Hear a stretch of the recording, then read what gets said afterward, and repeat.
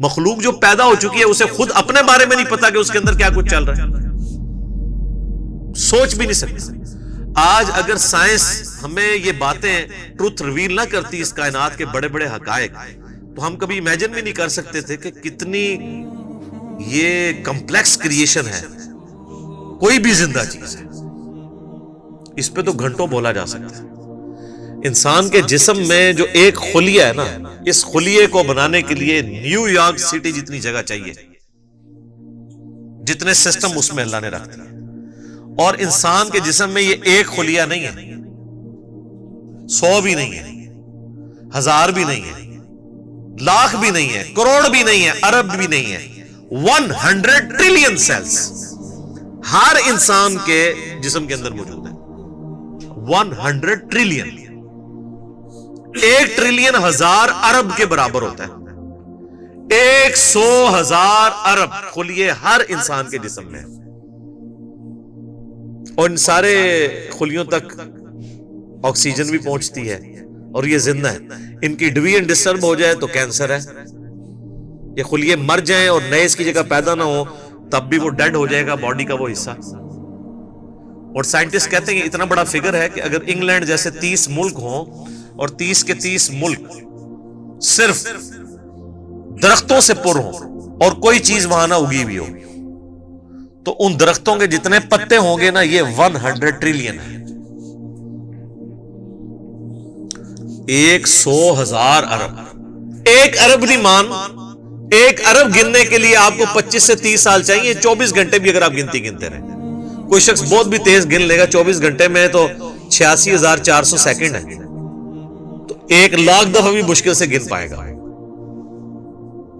تو 1 ارب، اور کدھر پھر 1000 ارب، پھر 100,000 ارب، ان امیجنیبل ہے، کیلکولیٹر فیل ہو جاتے ہیں۔ تو یہ سارے کے سارے جو خلیے ہیں ان کو کریٹ کیا ہے کریٹر نے، پھر خالی اس طرح کریٹ نہیں کیا، مینیجیبل فارم میں۔ یہ خلیوں نے کیا خود ڈیسائیڈ کیا تھا کہ ان خلیوں نے مل کے آنکھ بننا ہے، ان خلیوں نے مل کے دل بننا ہے؟ آرگنائز ہوئے نا، اور پھر سارے خلیے آرگنائز ہو کے ایک کامن فنکشن پرفارم کر رہے ہیں۔ دل کا فنکشن گردے نہیں پرفارم کر سکتے، گردوں کا فنکشن آنکھیں نہیں پرفارم کر سکتی، آنکھوں کا فنکشن جو ہے وہ ہاتھ نہیں پرفارم کر سکتے۔ انسان کو تو پتہ ہی نہیں اس کے اندر کیا کچھ ہے۔ تو یہ بنیادی بات ہے کہ اس اللہ کی عبادت کرو جس نے تمہیں پیدا کیا ہے، اور جتنے اگلے بھی گزرے ہیں ان کو بھی اسی نے پیدا کیا ہے۔ اس سے ڈر جاؤ، اس اللہ سے ڈر جاؤ جس نے تمہیں تمہاری مرضی کے بغیر پیدا کیا ہے۔ جو تمہیں تمہاری مرضی کے بغیر پیدا کرنے پر قادر ہے وہ تمہارے ساتھ کچھ بھی کرنے پر قادر ہے، اور اگر وہ تمہارے لیے کچھ ڈیسیژن کر لے گا پھر کوئی تمہیں بچا نہیں سکتا۔ یہ ہے اصل میں اس کا فارم۔ ڈر جاؤ لعلکم تتقون، تاکہ تم ڈر سکو۔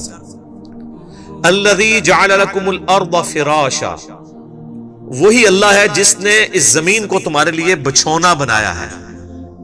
والسماء بناء، اور آسمان کو چھت بنایا ہے۔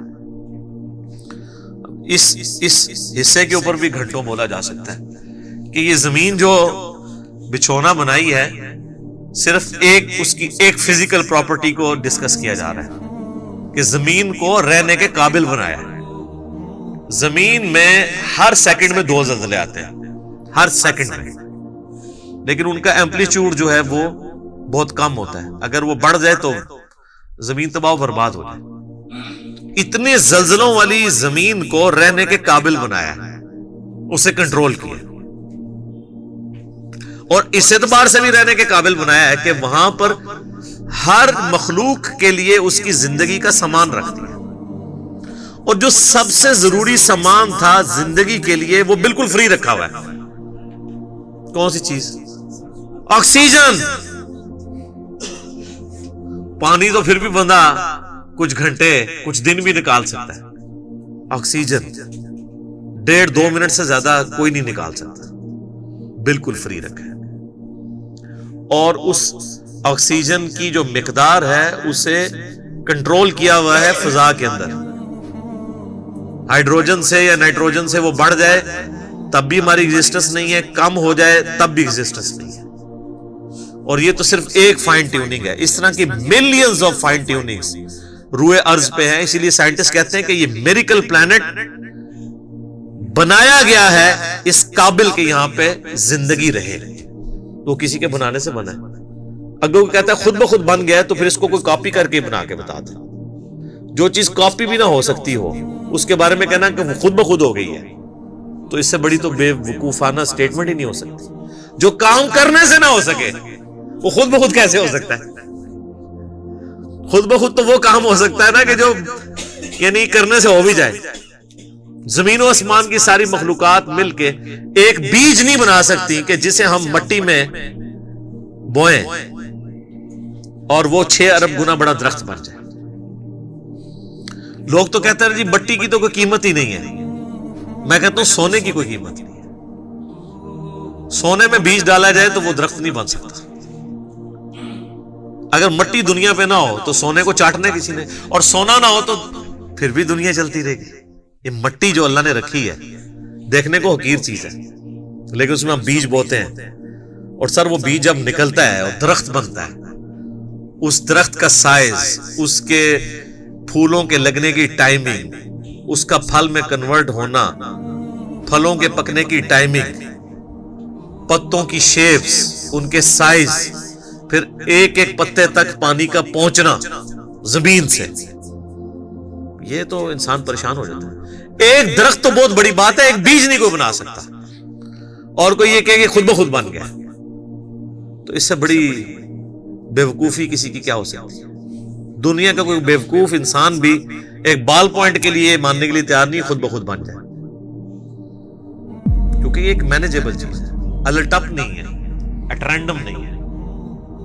تو زمین کو اس نے تمہارے لیے بچھونا بنایا ہے، والسماء بناء، اور آسمان کو چھت بنایا ہے. اب یہ متشابہات میں سے ہے، یعنی آسمان کے بارے میں جو اب ہمیں اس ماڈرن سائنس کی وجہ سے ٹروتھ ریویل ہو رہے ہیں وہ تو بڑے حیران کن ہے. یعنی آسمان کی جو لیئرز ہیں، آسمان تک پہنچنے کے لیے جو اللہ تعالیٰ نے لیئرز رکھی ہوئی ہیں، ان کے لیے بھی آسمان کا لفظ استعمال ہو سکتا ہے. اسٹریٹوسفیئر ہے، پھر ٹروپوسفیئر ہے، پھر اوزون کی لیئر ہے. یعنی سورج سے ملینز آف ایمپلیٹیوڈ کی مختلف ریز دنیا میں آتی ہیں،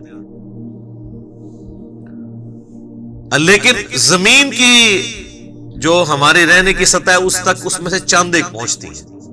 99.99% یہ آسمان کی جو لیئرز ہیں اس کی وجہ سے ریپیل ہو جاتی ہے، کچھ ارتھ میگنیٹک فیلڈ کی وجہ سے ریپیل ہو جاتی ہے، ورنہ وہ ہارمفل ریز نیچے آ جائیں تو بیماریاں. یہ جو کہتے ہیں اوزون لیئر کے اوپر ایک شگاف ہے، اس کی وجہ سے سکن کینسر کا خدشہ ہے ان علاقوں میں جہاں پہ وہ ڈائریکٹ ریز آتی ہیں. تو یہ آسمان کو ایک بڑی مضبوط چھت بنایا ہے اللہ تعالیٰ نے. آسمان حفاظت کا ذریعہ ہے.